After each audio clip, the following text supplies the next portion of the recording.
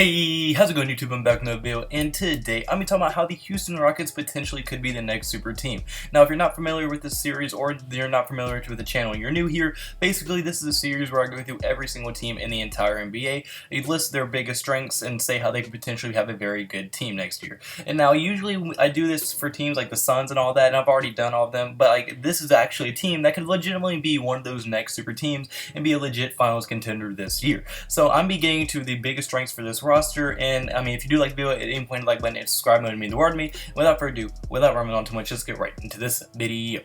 Alright, so my first reason for this video is going to be their offense. Now, I mean, obviously they have Russell Westbrook and James Harden, and either one of them, they can go get you 30 plus points any given night. One of them can take over a game and just be the best player on the court any given night and just take over a game. We saw that with James Harden, and we've seen that with Westbrook. We know how good they are. But mainly what I'm talking about is their role players are just very, very good as well. They got Eric Gordon, PJ Tucker, Clint Capella, Gerald Green, Austin Rivers, Ben McLemore, and they can all get you at least 10 plus points every night. I mean, Eric Gordon can probably give you around 15 to 20 points any given night. PJ Tucker, same with him. Clint Capella, now not as much of a scorer, but is still a very good post scorer, and when he's one-on-one against another center, he can score on them. Gerald Green can catch fire, same with Austin Rivers and Ben McLemore. So I mean, all those players can get you around 10 plus points every night, at least, which is very, very good to have when you have that good of a team right there. And with their offense being led by those two superstars in Westbrook and Harden, I mean, even them being supported with those great role players is going to be very hard to stop. Because now,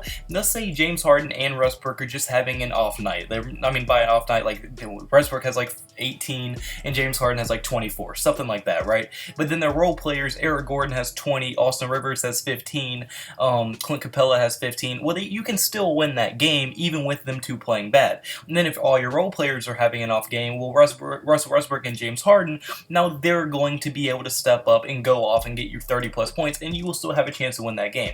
So with how good this team is built offensively, I think this team will definitely be one of the better offensive teams, if not the best offensive team in the entire league, just due to how many ways they can score. They don't have to use their superstars to score, and they don't have to use their role players to score. They're not going to be relying on anyone too heavy, and that is just the perfect balance when you can rely on both people as equally as possible. Because like they can rely on their role players and their bench to score just as much as they can rely on James Harden and Russell Westbrook to score.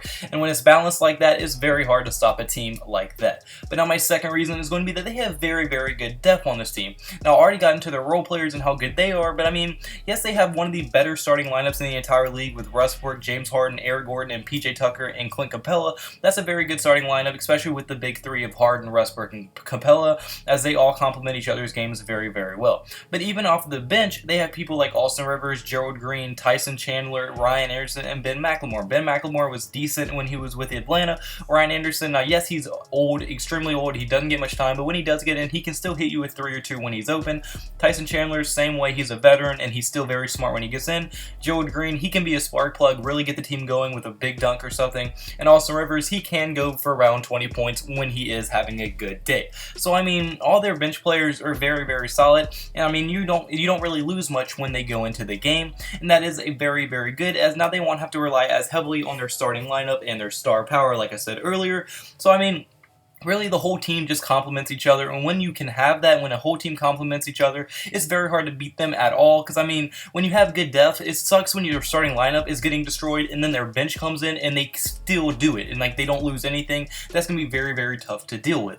But now my third reason is going to be that they won't have to lean on James Harden as much. Now, we know even when they had Chris Paul, they still relied on James Harden for pretty much all their scoring. They relied on him a ton. I think at one point he had 50% of their points every night. So, I mean, James Harden was getting heavily relied on, and I mean, that's good in regular season. You can win regular season games like that, but once you get to the playoffs and you're playing these elite defenses every single night, you can no longer do that, because now they're just going to take James Harden out of the game and say, all right, Clint Capella, Chris Paul, you beat us, and they're just simply not good enough to beat them. So, I mean, now with Russell Westbrook, if you're just looking at James Harden and focusing on James Harden, well, now that's going to leave Russell Westbrook to score, and if you're just focusing on Russell Westbrook, James Harden's going to go off. So it's going to be very, very fun to see how this dynamic can work, because now teams cannot just focus on one superstar. Now they have to try to focus on stopping 2, and then the role players will also have a better night, because now they're not going to be getting dared. They're going to be getting more open shots, you know what I'm saying? So I think it's just going to work out very, very well. And I mean, let's be honest, the Rockets have always had this like stigma behind them of not being a good playoff team.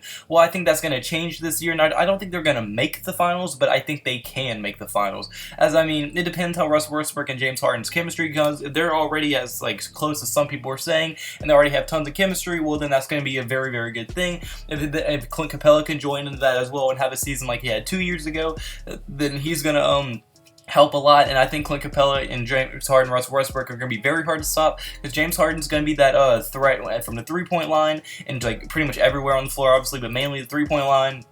Russ Westbrook would be in the mid-range and inside the paint, and Clint Capella would just be that enforcer down low. So it's going to be a very, very nice trio of players in that starting lineup, and I would like to see how they play and how teams try to stop that when it comes playoff time. But unfortunately, guys, that's going to be it for this video. So comment below. Do you agree with me? Do you think the Rockets could be the next super team? What do you think their strengths are? Did I miss any strengths? Or any other thoughts in the comment section below? And like I said earlier, if you did like the video, at any point, like button and subscribe button, and mean the world to me. Hope you have a blessed day. Have a blessed day. So you need to have a blessed day. See you in the next video. Goodbye. Boo. Blah.